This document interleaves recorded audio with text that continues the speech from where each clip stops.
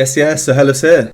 Today we have DIMASH's 2017 performance of Adagio from the show Singer. This is coming off the back of a recent reaction of mine, which was to Laura Fabian's Adagio, which is the song DIMASH is covering here. If you haven't seen that reaction yet, please do check it out, card up here or link in the description below, because I might be drawing comparisons to it, as I often do with covers if I think it's necessary. It's funny because this is a cover of Laura Fabian's Adagio, which is a cover of the original Albinoni Adagio, which I talk about in the Laura Fabian reaction. So some of the context is covered in that. So it'll be interesting to see how different DIMASH's version is from the original version. I really enjoyed Laura Fabian's Adagio. The song itself I think is great, so I'm hoping the same of this. Let's get straight into it.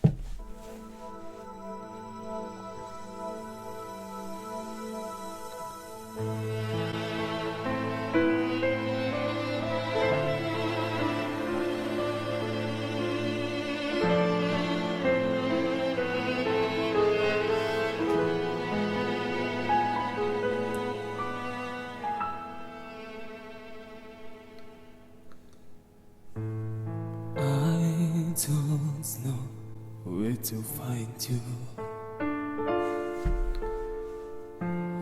I don't know how to reach you. I hear your voice in the way. I feel you under my skin. Within my heart and my soul, I wait for you.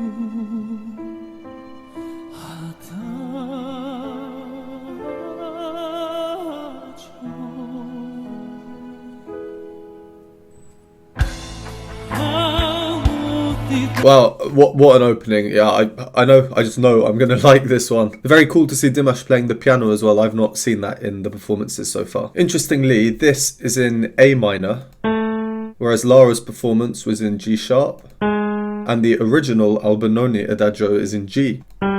So we're kind of progressing upwards with each version. It makes sense because DIMASH starting a bit higher means that there's more opportunity to go higher and really show off that range of his. So DIMASH's opening, it seems very free, both rhythmically,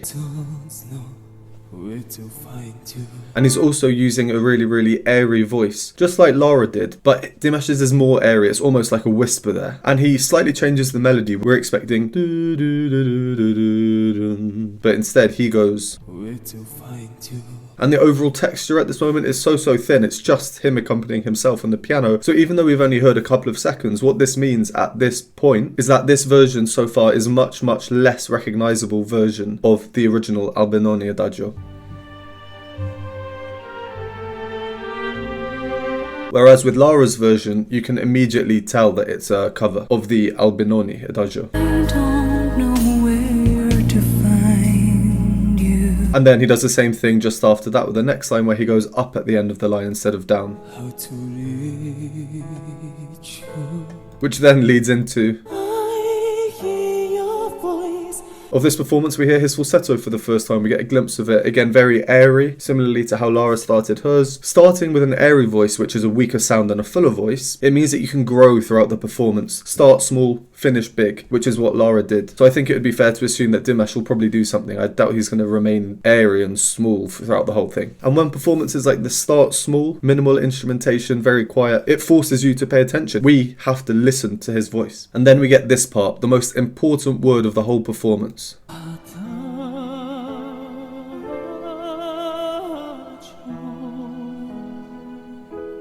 I love DIMASH's treatment of it here. If we quickly listen to Laura's treatment of the same part.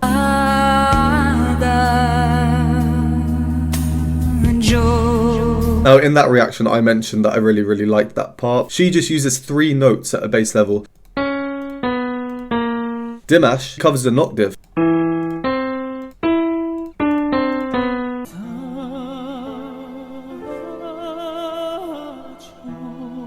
He sings it so elegantly. Notice how he comes off for the tiniest fraction of a second, almost completely, before then rising to the top note of that phrase. And then he grows into that, and then almost comes off that one again with an airy voice, with a tiny break before the final jo. He finishes it quietly, softly. which is almost the opposite to how Lara did it. Yeah, I'm liking this so far. Let's carry on.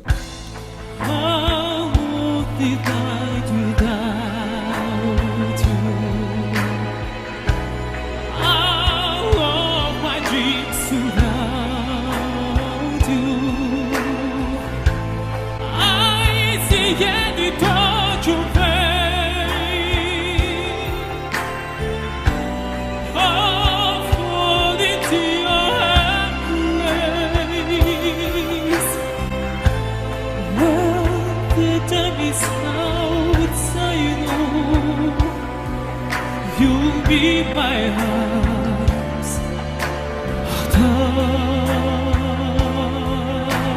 Adagio. Close my eyes and then away. But it won't be too bad. I want so far. I'm on saga. Nothing more to explain. I know I've got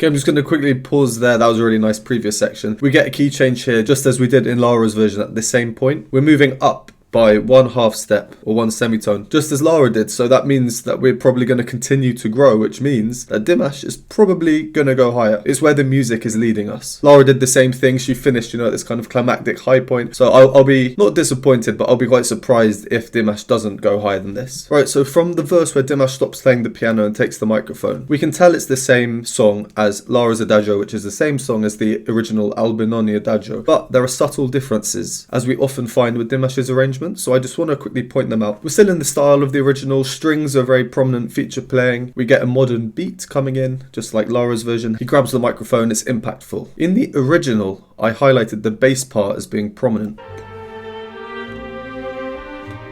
For these 2 lines, the bass part just moves up the first 3 notes of the scale. I'll show you on the piano transposed into Dimash's key so we can compare all the versions together. So the melody in the original is like this.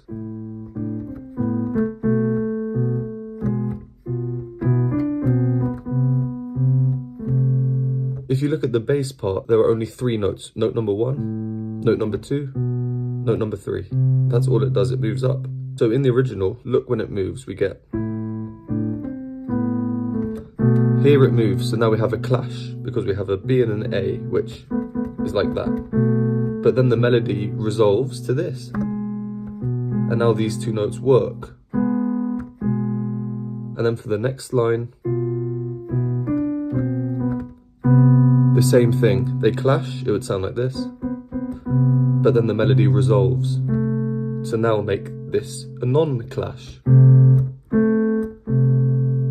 Lara's version does the same thing. Dimash's version though goes like this.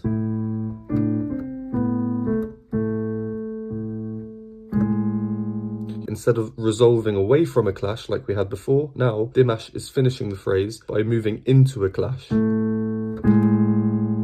which is these 2 notes. So, in Dimash's version, we finish this phrase unresolved. The bass note only moves up at the start of the second line.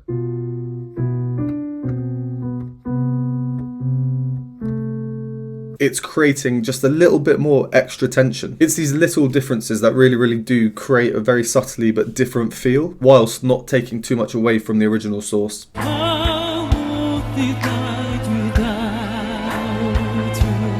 Arrangements are just so important for a performance. And then just after that, we get another example of an interesting relationship between the bass and the melody compared to Lara's version, and also Lara's version compared to the original. Cue Sir Hairless from the future to just demonstrate the difference between those 3 examples again on the piano, all transposed into the same key Dimash is singing. In Albinoni's original version, the melody is this. And the bass line goes like this.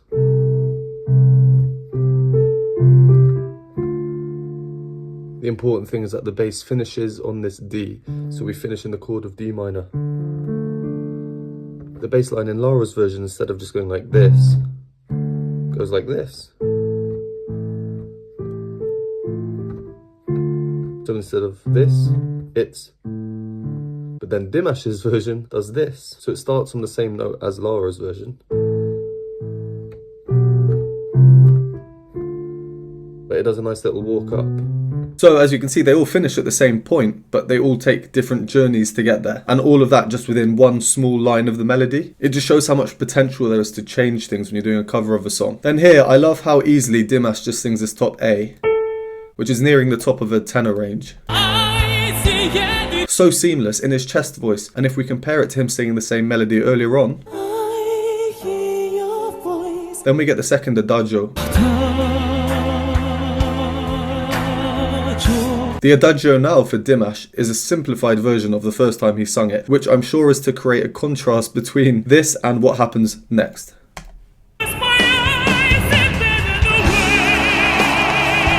That there just has a wow factor to it. Then they just show the audience and the audience erupts into this cheer. It's a wow moment. Wow. He reaches a top C,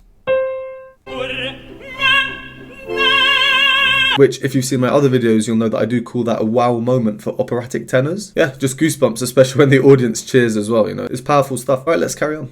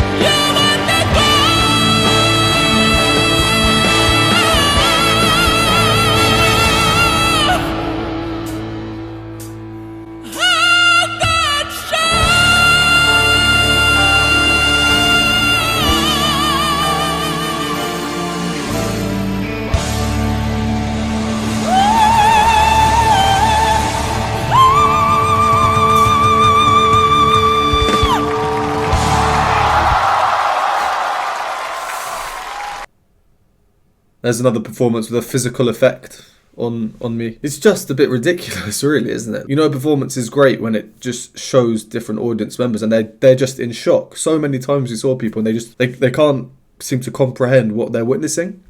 The arrangement in that last section did become a bit more strange than we might expect at points, which we've seen in other Dimash performances. So the first part is here. There, I thought that was a key change. The bass moves up prematurely, and by prematurely I just mean it moves before expected, not that it's a mistake, which makes the performance a tiny bit unsettling. No, unexpected is probably a better word, from a musical expectations perspective. But we don't change key, so I'm a tiny bit surprised, which then makes the next bit even more impactful. Boom, we had the C before, and now we've had the C sharp. One note higher, he's working his way up. And the power of that in the full voice, wow, yeah. Then later on we got this line, which I really liked in Lara's version as well. I'll show you for comparison. And then her version.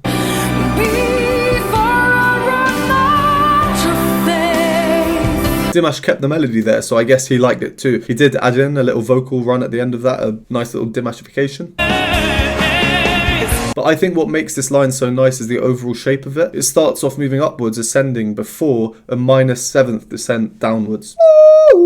It's quite an unnatural sounding interval. It almost sounds inverse, like we'd expect him to go, but instead we get, and then if you listen out for the backing vocals here, they're not perfectly in tune, they sound quite raw, and it makes this overall performance seem a little bit more authentic. No, I don't know what the word I'm looking for is, maybe a bit more real, a bit more human. Then again we get this bit. It's that note again, the C, the wow moment as I call it, and everyone in the audience literally is going wow. Music is a universal language, it doesn't matter what language you're singing in. Some things will just make humanity as a whole go wow. And then here, what a powerful blend. He's singing by mixing his chest voice, his full voice with his head voice, his falsetto. It's difficult to do and he's doing it just so powerfully. Alright, then here I feel like we get a proper Dimashification. The harmony is getting a bit more peculiar, non-standard by Western musical standards. We're in E minor, but the backing vocals are singing, so their melodic line starts here and ends here. This outlines a tritone. This is the interval called Diabolus in Musica, or the devil in music. It stands out, it's not supposed to sound right, and it's further exaggerated by the fact that they're singing this, but in the chord we have this note. As you can see by the performance here, the whole soundscape is completely different to the start, which was just calming, soothing, relaxing. Now it's intense. Going back to the backing vocals, I like their addition. Not only does it create a larger atmosphere, but it's also a way to maintain the melody whilst Dimash can then go off and do his crazy Dimash things, go on these mad vocal runs. So by including them, it's making sure that the original source is still being respected. I often talk about Dimash being a showman. Careful, you'll break your knees. This is dramatic, but now we're back to a bit more standard harmonies. And then when his earpiece comes out, where was that? When the earpiece comes out, you know he's going to do something special, which leads us into this huge climax. So then here, I thought he must be finished. It sounds like it's finished. You know, the audience is probably tired as well. This has been so intense, but it's Dimash. Of course he's not finished. Why not just go ahead and finish on the top D. This is one note higher than the famous top C from Allegri's Miserere Me Deus quartet. Yeah, I mean, look, that performance was great, don't need to say much more. And I really like the audience shots. It just shows the disbelief people are in. They just cannot believe what they're hearing. Let's leave it there. As always, thank you for watching. We'd appreciate a like, subscribe. I do now also have YouTube memberships and Patreon if you want to join the community. Links in the description below. And I will see you next time.